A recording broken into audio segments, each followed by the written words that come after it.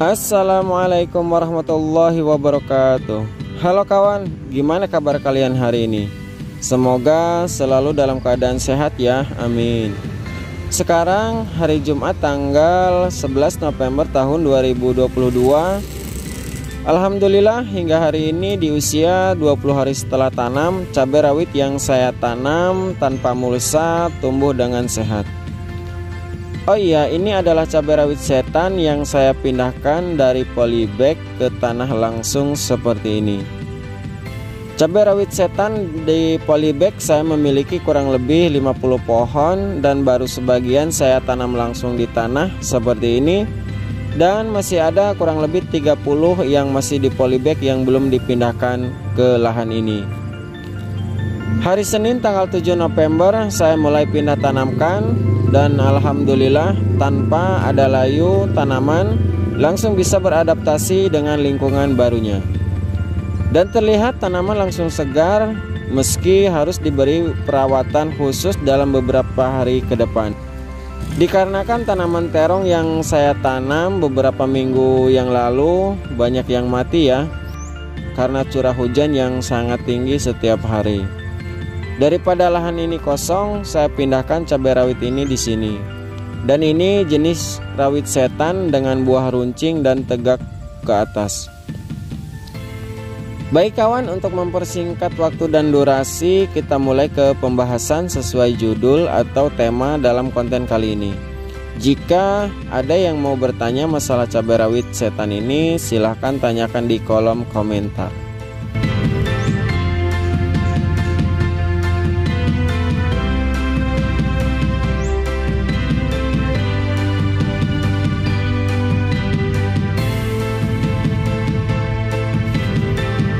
Di video kali ini saya akan membahas beberapa poin penting saat perawatan cabai tanpa mulsa di musim penghujan. Di antaranya, poin yang pertama, jenis pestisida yang saya gunakan, yang mana pestisida organik ini mampu untuk mencegah atau mengusir hama tanaman di musim penghujan seperti ulat daun, trips, dan hama lainnya. Dan terbukti ya, hingga hari ini di usia 20 hari setelah tanam, cabai ini aman dan terkendali dari serangan hama. Untuk poin yang kedua, perawatan dan pemberian pupuk makro dan mikro yang saya gunakan di usia 11 hingga 20 hari setelah tanam. Untuk pupuk mikro akan saya buat di video atau konten terpisah dan insya Allah akan diupload ke YouTube dalam beberapa hari ke depan.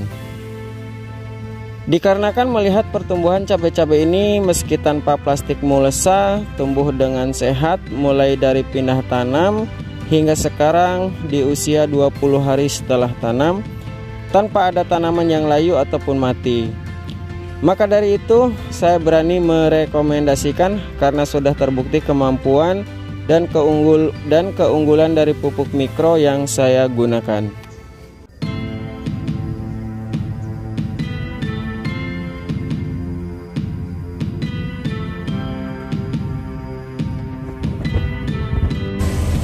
Halo kawan, sekarang hari Sabtu tanggal 5 November tahun 2022. Jadwal saya hari ini ada dua kegiatan. Di pagi hari penyemprotan fungisida kontak yang bersifat protektif bertujuan untuk mengatasi atau pencegahan spora jamur di musim hujan. Karena perkembangan jamur di musim hujan sangatlah tinggi ya, sehingga harus digunakan obat yang tepat dan dosis yang tepat agar pertumbuhan tanaman ini tetap stabil. Mengingat cabai yang saya tanam ini tanpa mulsa, jadi harus lebih ekstra dalam perawatan. Selain perawatan tanaman, bedengan dan saluran air pun harus selalu diperbaiki karena bedengan selalu tergerus oleh curah hujan yang sangat begitu tinggi. Untuk fungisida yang saya pakai di usia masa vegetatif atau masa pertumbuhan hanya menggunakan satu jenis fungisida saja. Dan terbukti hingga saat ini pertumbuhan tanaman dibilang baik dan normal. Untuk jenis fungisida akan saya jelaskan nanti dalam video atau konten terpisah ya. Setiap saya mempublikasikan merek atau jenis obat, terlebih dahulu saya mempelajari lalu dipraktekkan.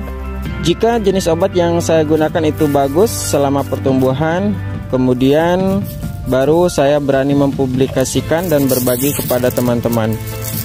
Karena itu semua demi menjaga kredibilitas dan kebenaran dari apa yang saya lakukan melalui uji kebenaran tanpa ada kebohongan. Selain itu, demi menjaga nama baik channel YouTube saya ini agar terus maju dan berkembang, dan saling berbagi pengalaman untuk kawan-kawan dimanapun berada. Sore ini saya akan menyemprotkan pestisida yang saya buat dari olahan bahan rempah-rempah. Cara pembuatan pestisida ini sudah saya upload videonya di link ini.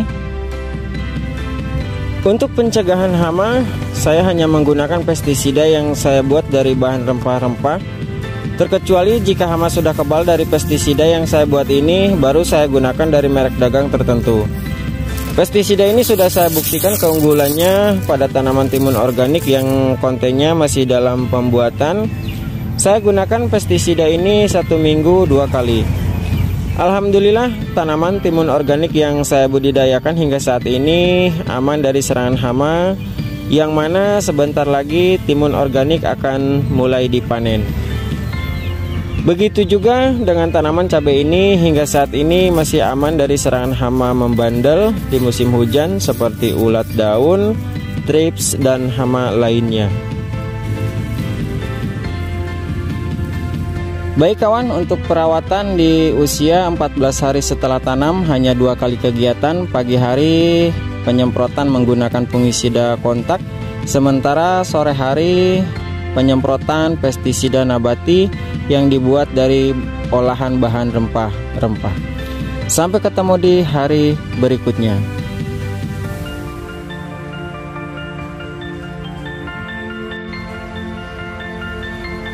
Halo kawan, sekarang hari Senin tanggal 7 November tahun 2022. Usia dari cabai rawit ini sekarang sudah 16 hari setelah tanam. Untuk kegiatan hari ini, penyemprotan kalsium bertujuan agar tanaman selalu dalam keadaan sehat dan tidak mudah terserang hama dan penyakit. Dari 3 liter air saya gunakan kalsium ini sebanyak kurang lebih 1 sendok teh dengan ditambahkan perekat penembus dan pembasah. Penyemprotan dilakukan saat pagi hari saat cuaca cerah seperti ini. Jika dilakukan penyemprotan sore hari, ditakutkan juga adanya hujan. Untuk penyemprotan di musim hujan, kita harus pintar melihat kondisi cuaca. Dikarenakan curah hujan minggu ini tinggi dan hampir setiap hari, sehingga saya akan menyemprotkan kalsium ini 2 kali dalam seminggu.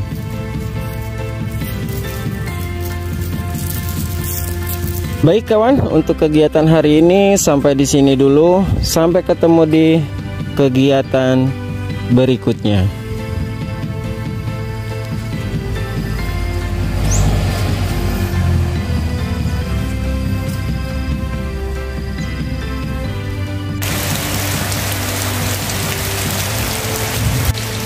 Sebenarnya jadwal saya di sore ini di usia ke-18 hari setelah tanam, saya spray menggunakan pestisida organik yang saya buat dari olahan bahan rempah-rempah ini.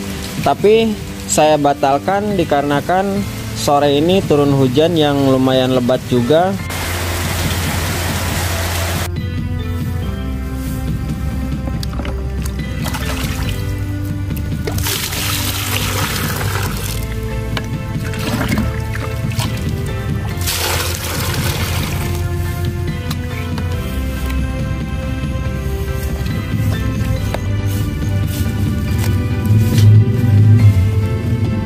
Halo kawan, cuaca di pagi ini terlihat sangat begitu cerah sekali ya.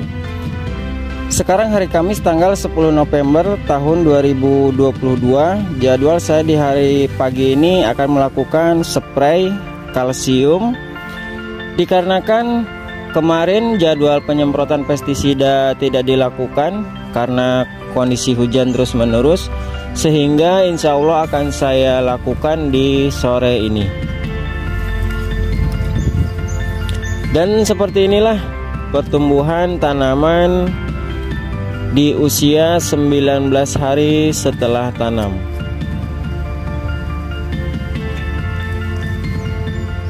Dikarenakan curah hujan beberapa minggu terakhir ini hampir setiap hari, sehingga akan dilakukan penyepraian kalsium 2 kali dalam seminggu untuk menjaga pertumbuhan tanaman ini lebih kebal terhadap serangan hama dan penyakit.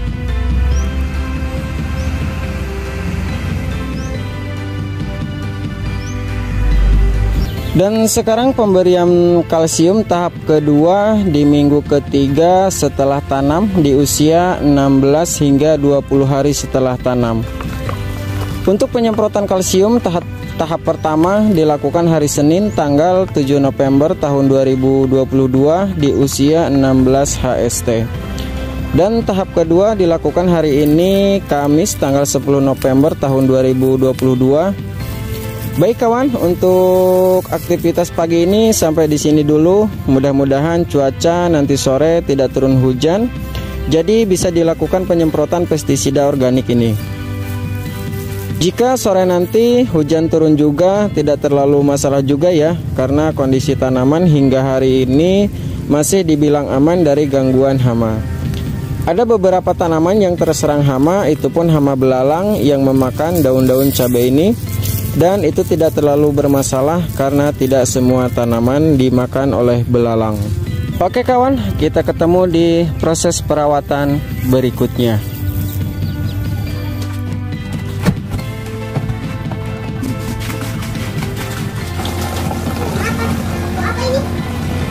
Sore ini cuaca terlihat cerah ya, namun terlihat sedikit agak mendung, sehingga saya harus segera menyemprotkan pestisida nabati ini sebelum turun hujan. Dalam pestisida ini mengandung unsur hara kalium dan juga perekat. Kalium salah satu unsur hara yang penting untuk pertumbuhan tanaman. Selain itu, perekat juga berperan penting untuk kekuatan pestisida ini agar tidak mudah luntur atau tercuci oleh air hujan ataupun embun pagi hari. Silakan kawan-kawan tonton video cara pembuatan pestisida organik yang dibuat dari bahan rempah-rempah ini. Baik kawan, untuk perawatan di 19 hari setelah tanam hanya dilakukan 2 kegiatan. Pagi hari dilakukan penyempraian kalsium, sementara sore ini penyemprotan pestisida organik yang dibuat dari bahan rempah-rempah. Oke, kita ketemu di hari esok di usia 20 hari setelah tanam, proses pemupukan susulan. Untuk pupuk susulan, saya masih menggunakan pupuk NPK Ponska Plus 1515 ini. Pemupukan dilakukan setiap interval 10 hari sekali, dan setiap pemupukan 10 hari selalu dinaikkan dosis sesuai pertumbuhan tanaman cabai ini. Di usia 20 hari setelah tanam, saya tambahkan dosis sebanyak setengah gelas cup tiap 1 ember ini.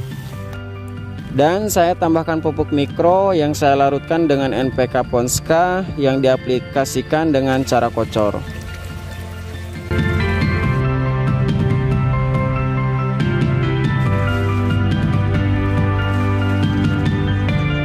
Untuk dosis per tanaman, saya gunakan gelas ini per tanaman kurang lebih 200 hingga 230 ml.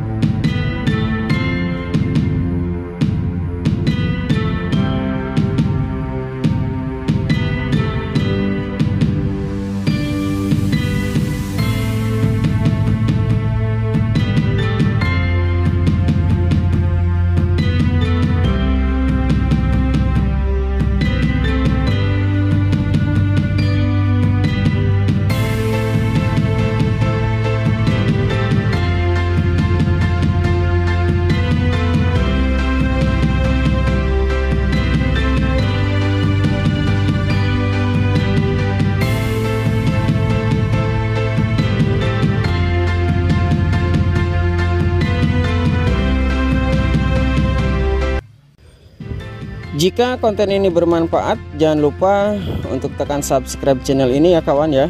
Karena tanpa ada dukungan dari sahabat, channel ini tidak akan maju dan berkembang. Maka dari itu jangan lupa subscribe, like, komen, dan share. Karena sebaik-baiknya orang diantaranya adalah yang bisa memberi manfaat untuk orang lain. Terima kasih dan sampai jumpa di video saya berikutnya. Wassalamualaikum warahmatullahi wabarakatuh.